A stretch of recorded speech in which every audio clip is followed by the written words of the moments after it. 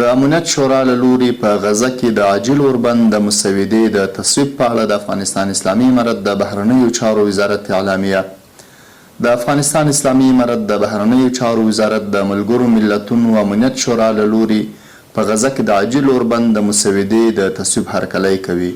او د دې ترڅنګ د حماس او په ټوله کې د فلسطیني ولس د هغه موقف چې د اوربند د دوام د ټولو اشغالګرو ځواکونو د وتلو، غزې ته د بشري مرستو د رسولو، خپلو سیمو ته د بې ځایه شویو فلسطینیانو د بیرته ستنېدلو، د غزې ښار د بیا رغولو او محاصرې ختمولو غوښتنه کوي، تایید او ملاتړ کوي. د ملګرو ملتونو امنیت شورا باید هر څه ژر په غزه کې د اوربند پلي کول یقیني کړي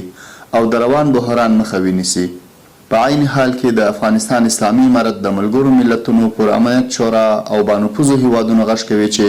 له پرېکړه لیکونو هاخوا د فلسطینیانو د نسل وژنې د مخنیوي لپاره عملي ګامونه پورته کړي او د فلسطین د قضیې د اساسي حل لپاره عادلانه لارې چارې ولټوي.